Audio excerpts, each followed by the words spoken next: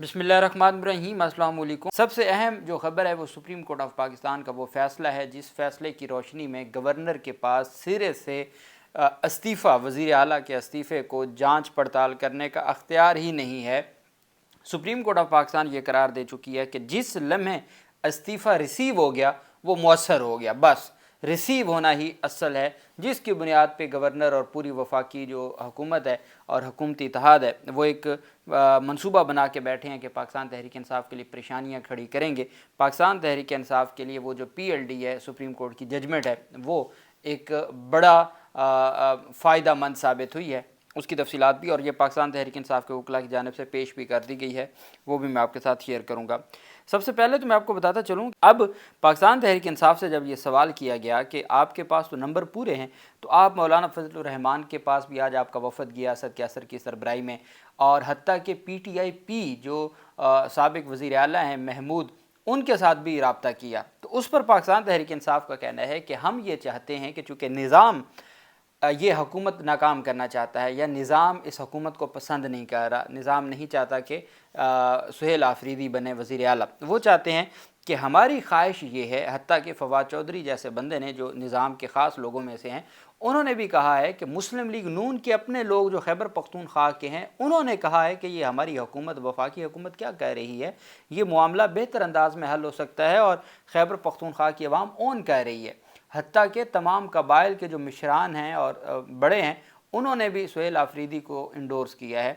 तो वो फवाद चौधरी कहते हैं कि नून लीग के खैबर पख्तूनख्वा के लोग उनको कबूल करें, बाकी क्या बचता है।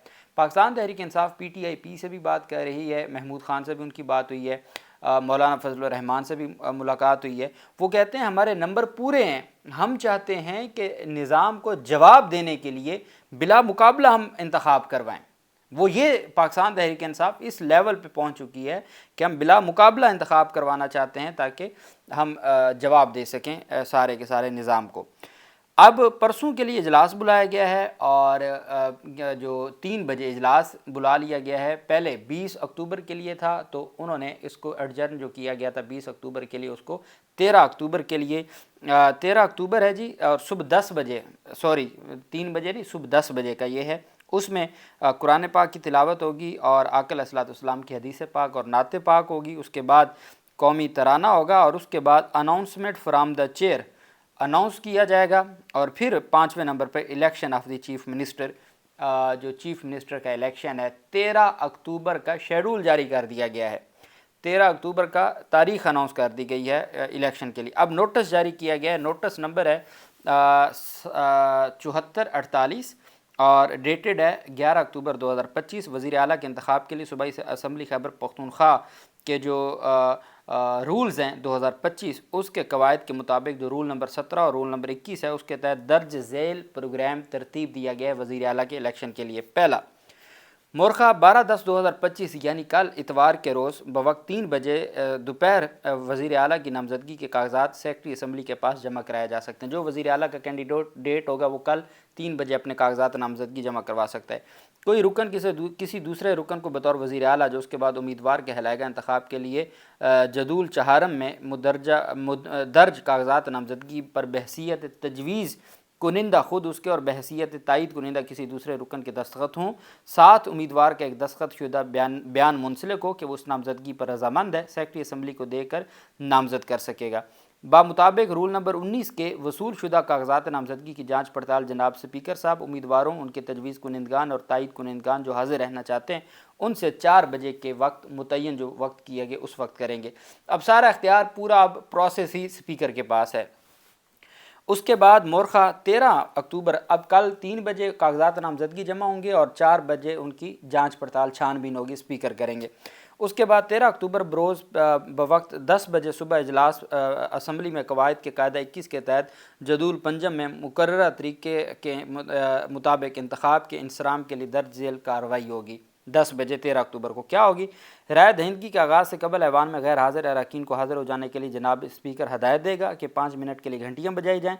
घंटियाँ बजना बंद होने के फ़ौरन बाद लॉबियों के तमाम दरवाजे बंद कर दिए जाएंगे और हर दरवाजे पर मुतय्यन असम्बली अमला राय दहिंदगी मुकम्मल होने तक इन दरवाज़ों से किसी को दाखिल होने या बाहर जाने की इजाज़त नहीं देगा। پھر جناب اسپیکر قواعد کے قاعدہ 21 کے تحت وزیر اعلیٰ کے انتخاب کے سلسلہ میں اسمبلی کے سامنے امیدواروں کے نام پڑھ کر سنائیں گے۔ ان اراکین سے جو کسی امیدوار کے حق میں ووٹ دینا چاہتے ہیں ایک قطار میں دروازے میں سے گزر جانے کے لیے شمار کنندگان کے اندراج کے لیے موجود ہوں گے کہے گا۔ شمار کنندگان کا ڈیسک پر پہنچ کر ہر رکن اپنی باری پر اپنا لاٹ شدہ ڈویژن نمبر پکارے گا۔ شمار کنندگان ڈویژن فہرست میں اس کے نمبر کو نشان لگا کر ساتھ ہی رکن کا نام پکاریں گے۔ اس بات کو یقینی بنانے کی غرض سے کہ اس کا ووٹ صحیح طور پر درج کیا گیا، رکن اپنی جگہ سے حرکت نہیں کرے گا تا وقت کہ اس نے شمار کنندہ سے اپنا نام واضح طور پر سنا ہو۔ ایک رکن اپنا ووٹ درج کرنے کے بعد ایوان میں واپس نہیں آئے گا تا وقت کے پیراگراف نمبر 3 کے تحت گھنٹیاں نہ بجائی جائیں، کہ وہ ووٹ دیتے جائیں گے، باہر جاتے جائیں گے اور پھر جب ووٹنگ ختم ہوگی تو پھر واپس آئیں گے۔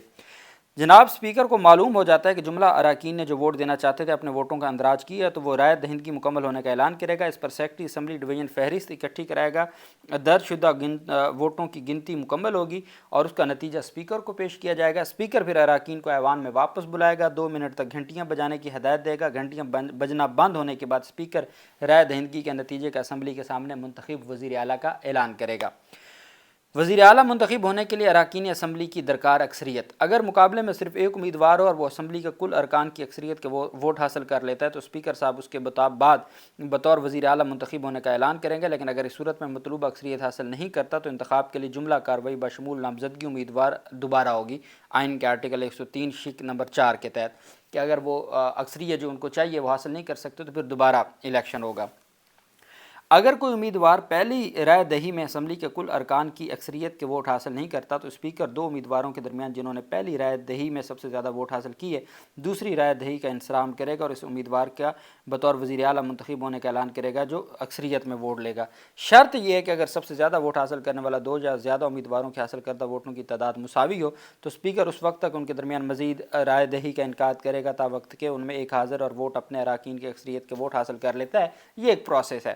اچھا، اب دلچسپ بات یہ ہے کہ پاکستان تحریک انصاف کی یہ کوشش ہے، پاکستان تحریک انصاف بھرپور کوشش ہے، صرف کوشش بھی نہیں، پاکستان تحریک انصاف کی بھرپور کوشش ہے کہ وہ ہر صورت جو ہے وہ اپنے لوگوں کو بلا مقابلہ، اپنے وزیر اعلیٰ کو بلا مقابلہ منتخب کروائے، اور اس وجہ سے پاکستان تحریک انصاف اس کے اوپر کام کر رہی ہے۔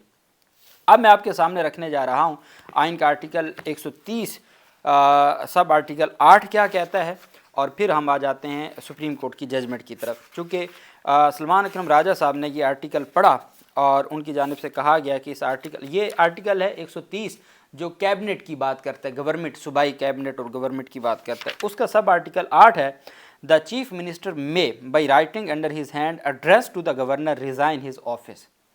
اب جو ریزائن ہے نا، اس کی صرف یہ ایک سوا لائن آپ کہہ سکتے ہیں، جس میں سمپل اتنا لکھا ہوا ہے کہ اگر چیف منسٹر استعفیٰ دینا چاہتے ہیں by writing under his hand, مطلب وہ ہینڈ رائٹنگ ہو۔ اچھا، یہ ورڈ میں ہے، اس وجہ سے کئی دفعہ جنہوں نے ٹائپ کیا ہوا بھی استعفیٰ بھیجا ہے وہ بھی قبول ہوتا ہے۔ قانون میں جہاں ورڈ استعمال ہو جائے تو اس کا مطلب یہ ہے کہ وہ کمپلسری نہیں ہے، جہاں شل کا ورڈ استعمال ہوگا وہ کمپلسری ہوگا، یہ قانون کی ایک ٹرمینالوجی ہے۔ یہاں ورڈ ہے میں، تو مطلب یہ ہے کہ وہ پہلا استعفیٰ بھی قابل قبول تھا، لیکن چونکہ اس کے اوپر ڈنڈی ماری گئی تو اس وجہ سے پھر آج 11 اکتوبر کو انہوں نے استعفیٰ دیا written, hand written. The chief minister may by writing under his hand address to the governor resign his office, کہ وہ گورنر کو لکھے گا اور اپنے جو ہے وہ ہاتھ سے استعفیٰ لکھے گا اور اس میں وہ ریزائن کرنے کا لکھے گا، بس یہ پروسیس ہے۔ اس میں کہیں نہیں لکھا کہ جی وہ گورنر اس کو منظور کرے گا، ریجیکٹ کرے گا، جانچ پڑتال کرے گا، نہیں، کوئی سرے سے اس آئین کے آرٹیکل 130(8) صرف ایک آرٹیکل ہے جو وزیر اعلیٰ کے استعفے کی بات کرتا ہے، اور وہ آئین کا آرٹیکل 130 سب آرٹیکل 8 ہے، اور وہ اتنا کہتا ہے کہ آپ نے گورنر کو مخاطب کرنا ہے اور اپنے ہاتھ سے استعفیٰ لکھنا ہے اور وہ استعفیٰ ہو جائے گا۔ اب اس کے اوپر سپریم کورٹ آف پاکستان کی ایک ججمنٹ ہے جس نے گورنر کے اس اختیار کو constitutional office holders instant case جو چیف منسٹر کے پی کے resignation takes effect the moment it's tendered, کہ اس وقت کوئی بھی آئینی عہدہ جس وقت آپ نے استعفیٰ لکھ دیا ہے وہ اس وقت سے عمل ہو گیا، وہ مؤثر ہو گیا۔ Constitutional office holders resignation takes effect the moment it's tendered, بس جب اس نے لکھ دیا تو وہ استعفیٰ ہو گیا۔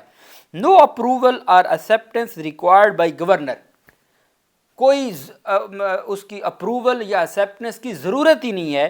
یہ سپریم کورٹ آف پاکستان نے یہ پرنسپل سیٹ کیا، PLD 2007 سپریم کورٹ صفحہ نمبر ہے 52۔